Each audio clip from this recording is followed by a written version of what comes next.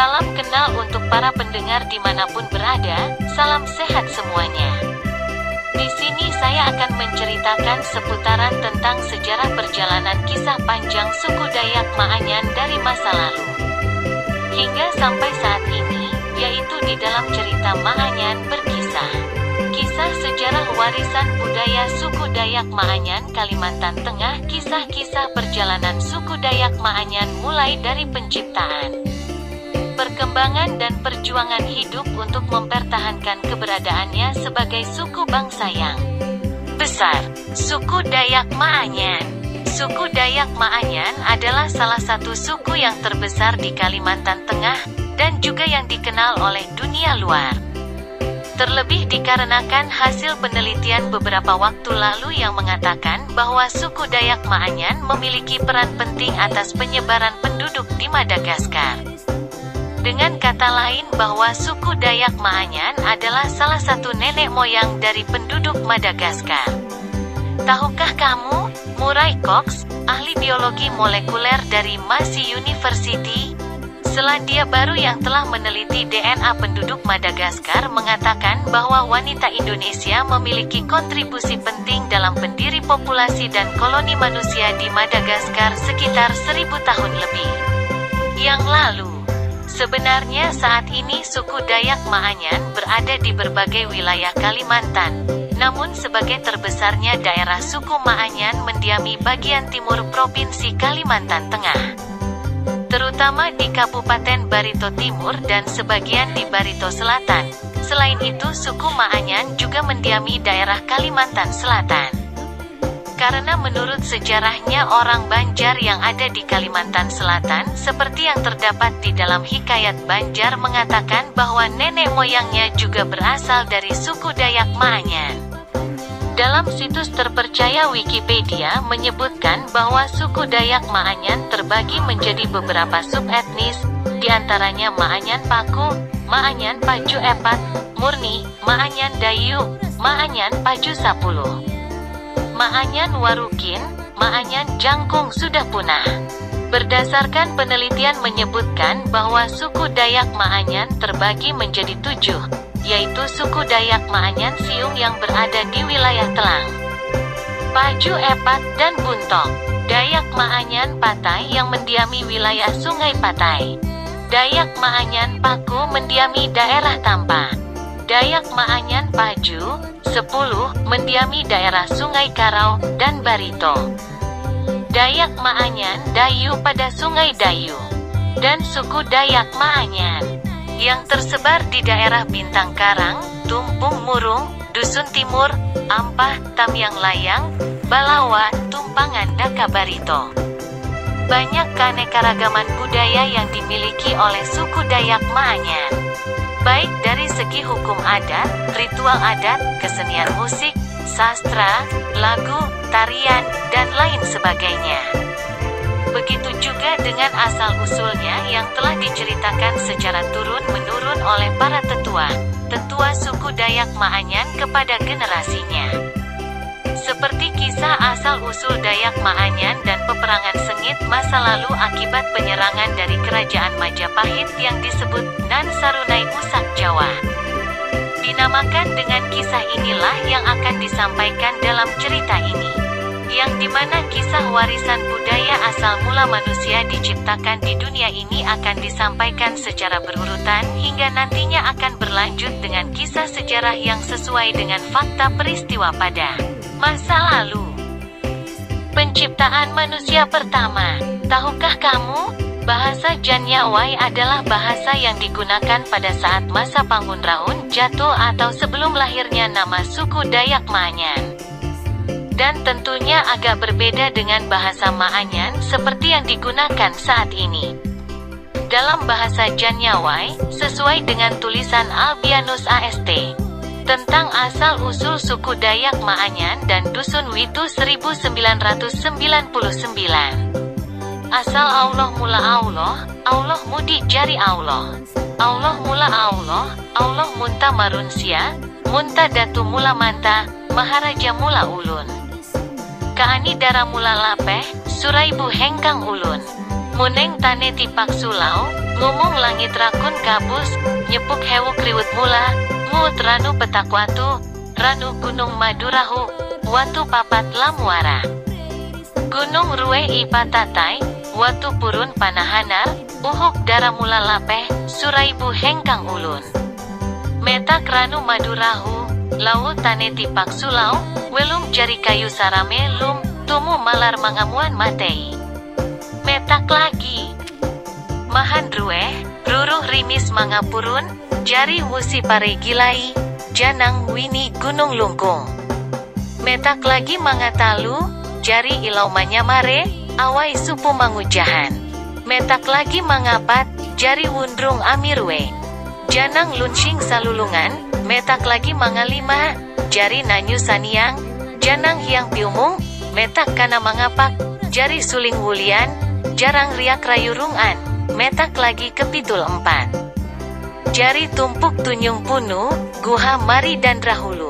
Tumpuk munta mudi mati, marun sia mantuk lumun, luan patei datu mula manta, lumun maharaja mula ulun, jari datu tunyung punu, maharaja dan rahulu. Heput kulu mudi hiang, surut sasar janyawai, mulek datu mula munta, mahara mula ulun. Madis manre hai datu mula manta, nyawung iyup maharaja mula ulun.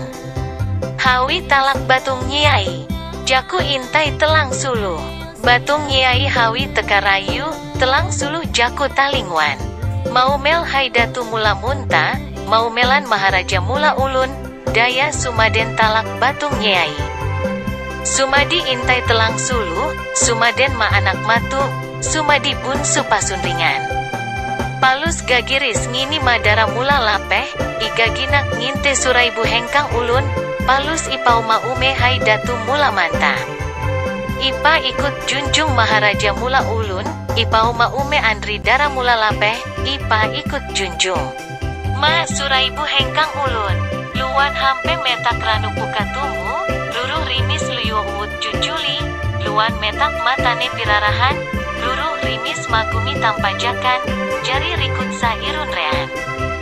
Jari tanang kayu irunrean kayu, jari wurung sa ngawean wurung, janang eha ngawean eha. Luan si pumpun sini kala adu nyawung, isan sayu alang nan saramai, gimutuk sini kala haruangan banung. Gamundra sini munan gumi rarak ransai, si pumpun munta andri wurung eha, isan sayu ulun mawaraga satwa. Daya huan uwang kawan mantir ngurai hukum, ngau anu naan maharaja merang hadat. Daya huan unre balai pidudusan, ngalu irunrean jaru tapung jangka. Pidudusan mantir ngurai hukum, tapung jangka patis merang hadat, hukum hadat makanan welum, atur turan makalalawah jari. Artinya Allah mula Allah, Allah mudi jari Allah berarti Tuhan dari Tuhan, Tuhan menjadi Tuhan atau bisa juga diartikan sebagai Tuhan yang Maha Esa dan Maha Kuasa. Allah mula Allah, Allah munta marunsia yang berarti Tuhan dari Tuhan yang menciptakan manusia pertama yaitu seorang laki-laki yang bernama Datu Mula Manta, Maharaja Mula Ulun dan juga manusia kedua yaitu seorang wanita bernama Dara Mula Lapeh, Suraibu Hengkang Ulun.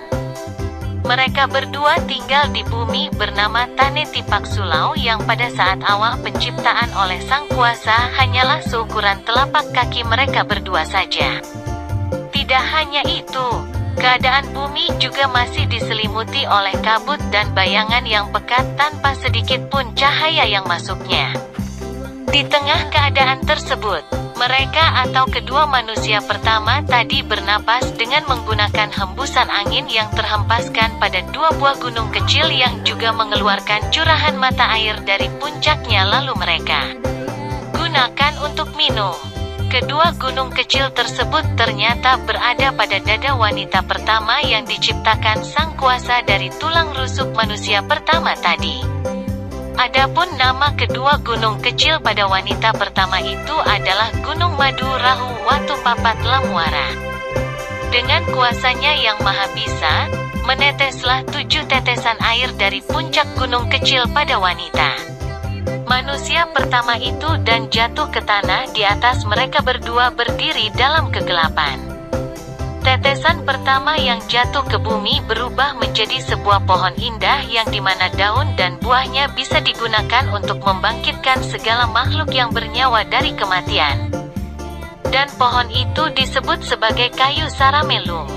Disusul tetesan kedua yang dengan seketika itu juga ikut berubah menjadi padi. Suatu saat nanti tumbuhan ini akan mereka gunakan untuk makanan yang menunjang kehidupan mereka di bumi. Lalu pada tetesan ketiga, saat jatuh ke bumi telah berubah menjadi minyak dan kapas yang kemampuannya dapat menyembuhkan setiap penyakit yang diderita oleh manusia. Sedangkan pada tetesan keempat, berubahlah air itu menjadi roh dan langsung masuk ke dalam diri kedua manusia tersebut, dan lengkaplah sudah penciptaan manusia karena telah memiliki jiwa dan raganya. Begitu juga pada tetesan kelima yang ikut berubah menjadi roh gaib yang baik, roh pelindung atau bisa juga diartikan sebagai malaikat pelindung manusia, yang bisa membantu dan melindungi manusia dari segala macam mara bahaya bila saja ada sesuatu hal yang mengancam atau juga dari gangguan berbagai macam penyakit yang mencoba merugikan setiap umat manusia. Lalu tetesan keenam yang ajaib telah memunculkan para dewa-dewi yang akan membantu umat manusia melalui mediatornya yaitu belian, dukun, tabib dan sebagainya apabila dibutuhkan oleh manusia. Lalu terakhir adalah tetesan ketujuh yang telah memunculkan sebuah tempat gaib dan nantinya akan dihuni oleh roh-roh dari orang yang telah meninggal dunia. Sehingga tempat ini disebut dengan Tumpuk Tunjung Punu, Guha Mari dan Rahulu. Disinilah tempat manusia pertama nantinya berada bila sudah bertemu dengan ajalnya di bumi. Karena dialah manusia pertama yang diciptakan di bumi dan dia pula lah orang pertama yang akan menempati tempat ini, nantinya dia akan diberikan nama Datu Tunjung Punu Maharaja dan Rahulu. Setelah begitu banyak berbagai keajaiban penciptaan pertama terjadi pada masa kegelapan dan kabut saat itu.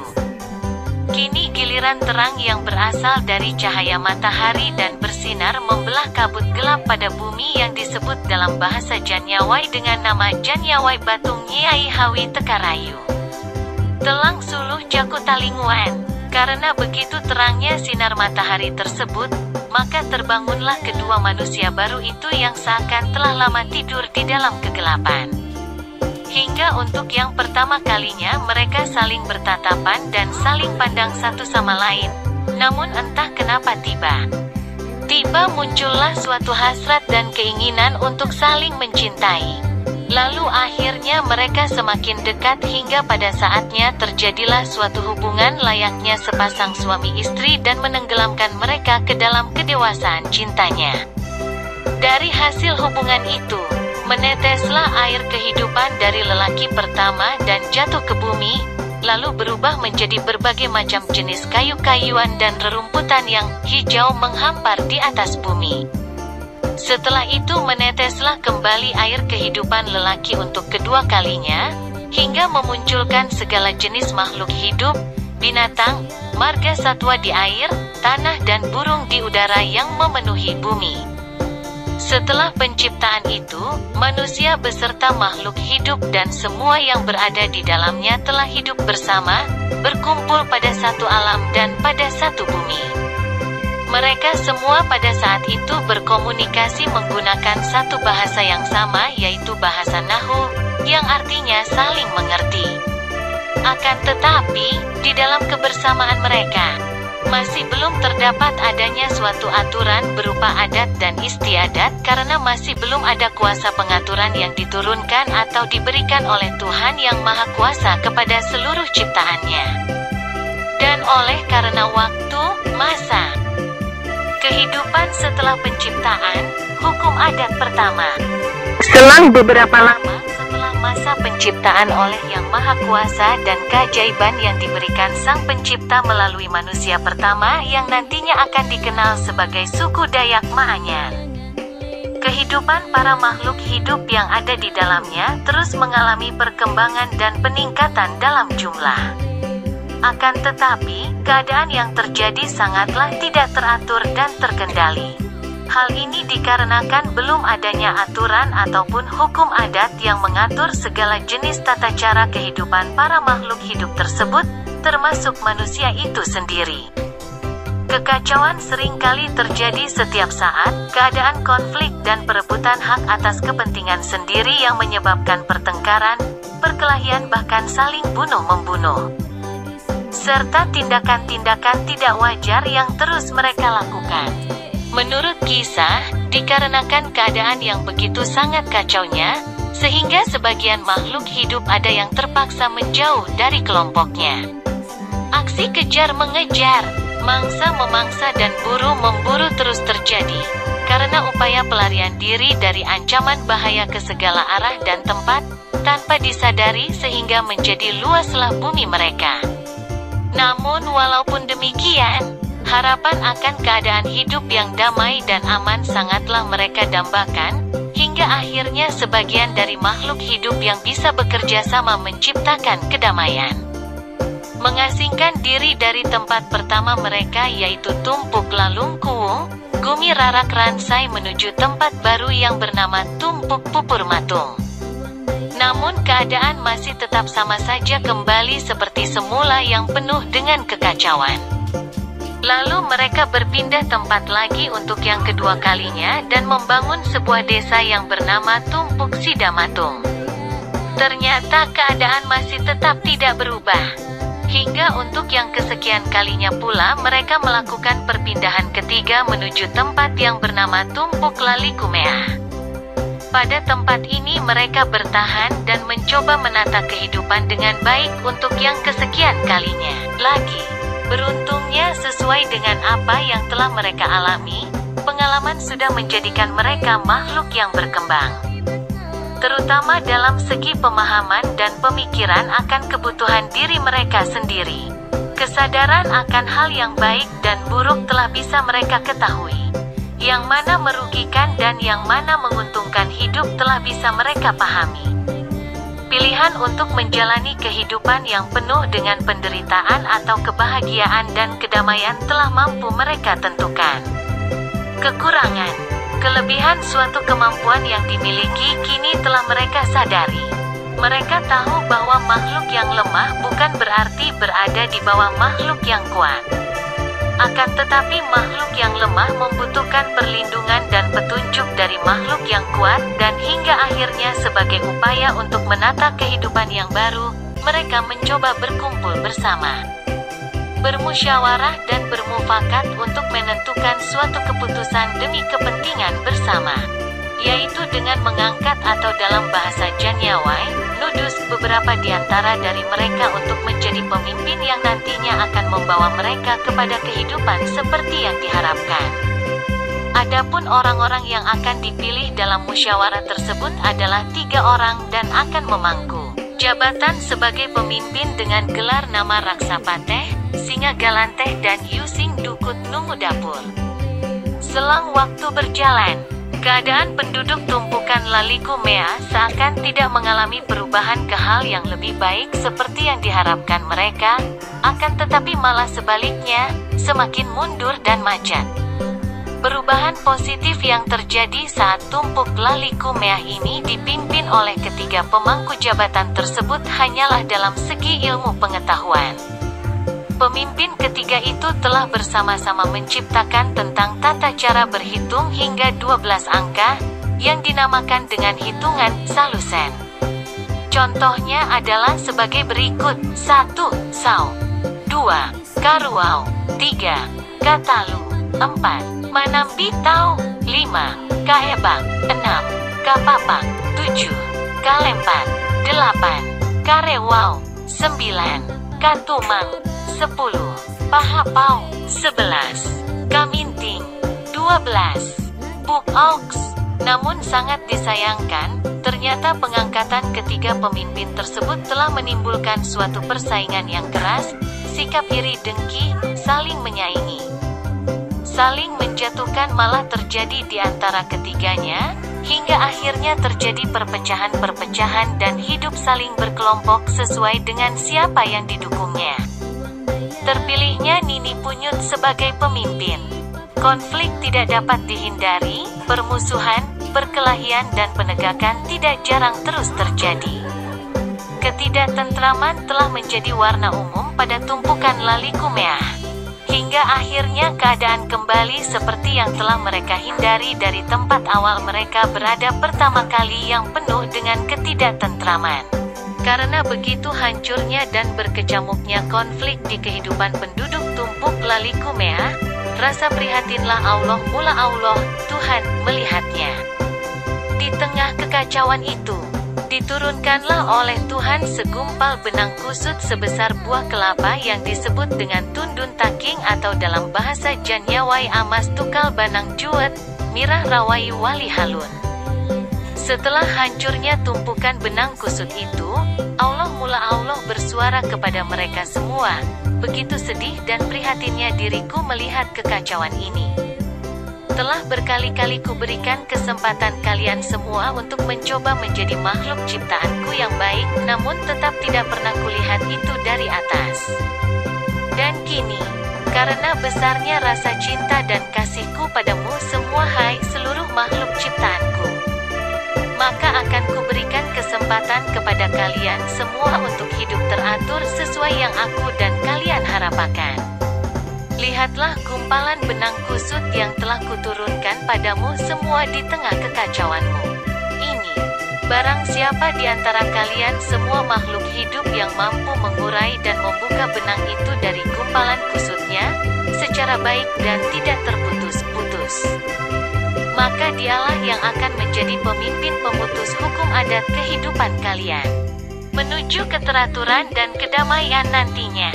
Dialah yang akan menentukan hukum bagi yang salah dan kesaksian bagi yang benar. Dia juga yang akan membawa kalian menjadi umat yang beradab sehingga suatu saat nanti kalian akan menjadi suatu suku bangsa yang besar. Lalu suara Sang Maha Kuasa menghilang. Merasa bahwa semuanya mampu melakukan apa yang diminta oleh Allah mula Allah, maka mulailah mereka berdesakan dan saling berebut untuk mencoba membuka gumpalan benang kusut tersebut. Namun sayangnya tidak ada satupun dari mereka yang berhasil mengurainya, malah sebaliknya bertambah semakin kusut. Setelah mereka merasa telah menyerah, lalu tiba-tiba muncullah dengan gagah dan percaya diri 12 orang pemuda yang terlihat pandai dan cerdas. Satu persatu secara bergantian ke-12 pemuda tadi mencoba membuka dan mengurai benang yang sangat kusut itu. Akan tetapi tidak ada satupun juga di antara mereka yang berhasil dan akhirnya mereka menyerah. Karena merasa tidak ada yang bisa melakukannya, lalu kecewa dan sedihlah mereka semuanya. Masa depan yang indah penuh dengan kedamaian dan kesejahteraan seperti yang Tuhan dan mereka inginkan tidak akan bisa terjadi. Namun sebenarnya masih ada satu orang yang masih belum mencoba membuka gumpalan benang yang kusut itu, karena tidak diberikan kesempatan oleh warga lainnya. Mereka seakan merasa tidak senang karena keadaannya yang kotor, dekil, kusam, serta tua renta, tidak berdaya, bahkan mengurus diri sendiri pun dia hampir tidak mampu. Sehingga orang tua tersebut sering ditelantarkan bahkan diabaikan. Bahkan, secara tiba-tiba, seekor kucing yang juga merupakan salah satu warga pada tumpuk Lalikumeah menjadi tidak terkendali dan kesurupan karena telah dirasuki oleh roh orang gaib atau dewa-dewi yang berasal dari tetesan air. Puncak Gunung Madurahuo. Watu papat lamuara di Tane Tipak Sulau dulu, pada saat awal penciptaan alam dan manusia pertama. Dalam keadaannya yang telah dirasuki oleh roh gaib para dewa-dewi, si kucing lalu berkata-kata kepada para warga, dia mengatakan, janganlah kalian sedih ataupun kecewa, karena kalian tetap akan hidup bahagia dan damai seperti yang Maha Kuasa dan kalian inginkan. Tuhan memberikan petunjuk dengan menurunkan segumpal benang kusut ini untuk kalian urai, agar dari itu bagi siapa saja yang bisa membuka gumpalan benang ini, maka dialah orang yang terpilih oleh Tuhan untuk membawa seluruh umatnya menuju kedamaian, keteraturan dan kesejahteraan. Baiknya lah kalian semua yang ada di sini meminta dan mengizinkan seorang wanita tua yang kalian abaikan itu. Berikanlah dia kesempatan seperti warga yang lainnya untuk mencoba membuka gumpalan benang kusut ini. Dan secara tiba-tiba juga setelah si kucing berhenti berbicara, dia langsung jatuh tidak sadarkan diri karena roh gaib dewa-dewi tadi sudah pergi. Merasa yang terjadi adalah merupakan sebuah pesan dan harus dilakukan, maka mereka mendatangi orang tua itu untuk memintanya mencoba membuka gumpalan benang kusut yang telah semakin kusut itu.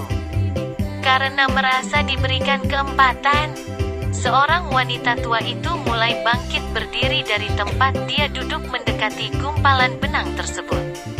Lalu mulailah dia secara perlahan, penuh dengan kesabaran, kepercayaan diri, dan kerendahan hati, sedikit demi sedikit mengurai benang yang kusut terikat itu.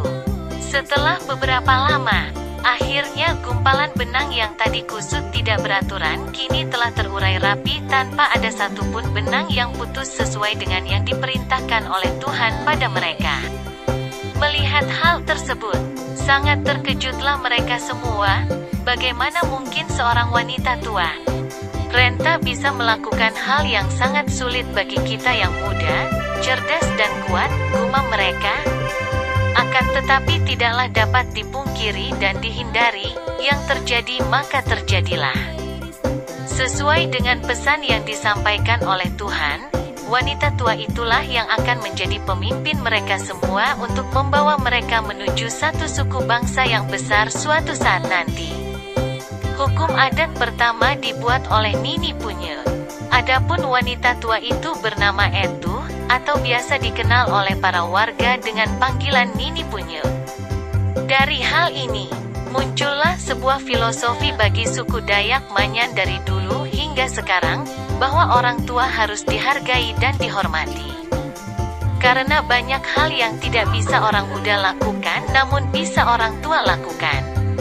Orang Maanyan percaya bahwa orang yang sudah tua atau lanjut usia dianggap sebagai pedoman yang bisa menuntun para generasinya yang muda dalam mengarungi perjalanan hidup. Setelah Nini Punyut terpilih menjadi pemimpin tumpuk Lalikumeah, kembali terdengar suara Tuhan di tengah mereka dan memerintahkan Nini Punyut untuk membuat peraturan hukum adat nilai guna mengatur tata kehidupan seluruh warga di tumpuk Lalikumeah tersebut. Namun dengan segala kerendahan hati Nini Punyut menjawab, "Ya Allah mula Allah. Sungguh tidak pantas dan layaklah hamba ini menjadi seorang pemimpin dari saudara-saudaraku yang sebenarnya begitu banyak lebih mampu dari diri hamba ini. Ditambah keadaan hamba yang sudah tua renta. Maka biarkanlah hamba ini yang dipimpin oleh mereka ya Allah." Dan dengan tegas Tuhan berkata, "Apa yang sudah kuperintahkan, maka itulah yang harus dilakukan, apa yang telah terjadi, maka itulah yang harus dijalani. Janganlah kamu takut ataupun bimbang, ikutilah hati nuranimu yang lembut, maka kamu pasti bisa melakukannya."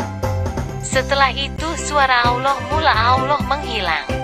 Sesuai dengan apa yang telah disampaikan oleh Tuhannya, maka sedikit demi sedikit dengan segala pemikiran, pengharapan, kesabaran, ketaatan iman dan dibimbing oleh hati nurani yang lembut serta doa, Nini Punyut mulai mencoba membuat peraturan hukum adat bagi seluruh penduduk tumpuk Lalikumeah. Adapun hukum adat dan peraturan yang dibuat oleh Nini Punyut adalah aturan tentang pengaturan tradisi kehidupan seluruh warga, baik manusia maupun marga satwa yang menjadi penduduk tumpuk Lalikumeah agar dapat hidup secara berdampingan, aman dan damai serta jauh dari perbuatan yang berdosa. Seperti jangan saling berkelahi, jangan merebut hak orang lain, jangan saling membunuh, jangan saling iri dengki, jangan saling memburu. hidup bersama dan berdampingan, serta masih banyak lagi yang mengatur tentang perubahan tradisi lama ke tradisi baru yang lebih baik lagi. Akan tetapi, setelah peraturan tersebut selesai dibuat dan disampaikan kepada seluruh warga, hanya penduduk dari kelompok manusia sajalah yang setuju dengan hukum tersebut. Sedangkan penduduk tumpuk dari kelompok marga satwa hanya sebagian yang setuju, sebagiannya lagi tidak setuju dan tetap bertahan pada tradisi lama mereka yang keras. Karena perbedaan pendapat tentang aturan adat tradisi baru dan yang lama antara manusia dan para marga satwa, hingga membuat Nini Punyut kembali bimbang. Namun ternyata Allah tahu apa yang terjadi pada Nini Punyut dan bersuara kepadanya menyarankan untuk mengalah lalu pindah dari tumpuk Laliku Meah ke tempat baru yang telah ditunjukkan oleh Allah kepada Nini Punyut, yaitu tumpuk Sani Sarunai, Gumi Ngamang Talam. Selanjutnya Tuhan berpesan agar setelah menempati tempat yang baru tersebut agar segala peraturan adat dan istiadat yang mengatur tradisi dan kehidupan seluruh umatnya untuk benar-benar dilaksanakan dan ditaati dengan baik, agar nantinya akan membawa mereka menjadi suatu suku bangsa yang besar, bermoral, beradab, dan penuh dengan kedamaian serta kemakmuran. Keesokan harinya, Nini Punyut menyampaikan kepada seluruh penduduk bahwa dia akan pergi menuju tempat baru seperti yang telah Tuhan sampaikan kepadanya, namun dengan syarat. Bagi siapapun yang ingin ikut bersamanya ke tumpuk Sani Sarunai, Gumi Ngamang Talam harus wajib untuk menjalani seluruh aturan adat istiadat yang telah dibuatnya. Namun kembali perdebatan muncul di antara mereka, dan seperti sebelumnya hanya kelompok manusia sajalah yang setuju pada aturan tersebut, sedangkan marga satwa hampir seluruhnya menyatakan keputusan untuk tidak setuju. Dan akhirnya, diambillah keputusan oleh Nini Punyut meminta seluruh kelompok manusia dan sebagian marga satwa yang setuju terhadapnya untuk ikut dengannya dan meninggalkan tumpuk Laliku Meah menuju tumpuk Sani Sarunai, Gumi Ngamang Talam. Sedangkan bagi marga satwa yang tetap pada pendiriannya untuk tidak setuju, diberikan kebebasan menjalani kehidupan mereka dengan tradisi lama yang keras dan tidak diizinkan untuk turut serta mengikuti perjalanan Nini Punyut pindah menuju tempat yang baru. Lalu disinilah katanya alasan kenapa tidak semua binatang yang bisa dipelihara oleh manusia. Karena hanya sebagian saja kelompok dari marga satwa yang setuju untuk mengikuti aturan dan hukum adat Nini Punyut. Seperti contohnya babi peliharaan yang tidak tunduk adat tapi tunduk dengan peraturan. Maka itulah sebabnya babi peliharaan masih bisa dipelihara oleh manusia hingga saat ini dibandingkan dengan babi hutan yang tidak setuju akan adat dan peraturan. Hingga akhirnya tetap berada selamanya di hutan tanpa bisa dipelihara. Alur tempat dari penciptaan awal hingga menuju Nan Sarunai. Awal penciptaan atau zaman purba. Tinggal di tumpuk Lalung Kuwung, Gumi Rarak Ransai. Pindah ke tumpuk Pupur Matung. Pindah lagi ke tumpuk Sidamatung. Pindah lagi ke tumpuk-tumpuk Laliku Meah. Pindah lagi ke tumpuk-tumpuk Laliku Meah. Pindah ke tumpukan Sani Sarunai, Gumi Ngamang Talam. Dan telah masuk zaman sejarah. Saudara pendengar dimanapun berada, demikian cerita sejarah perjalanan suku Dayak Maanyan dari zaman prasejarah, dan masuk ke zaman sejarah di episode yang pertama. Sampai bertemu lagi episode yang berikutnya dalam cerita sejarah kemakmuran di negeri Nan Sarunai dan peperangan dengan Majapahit.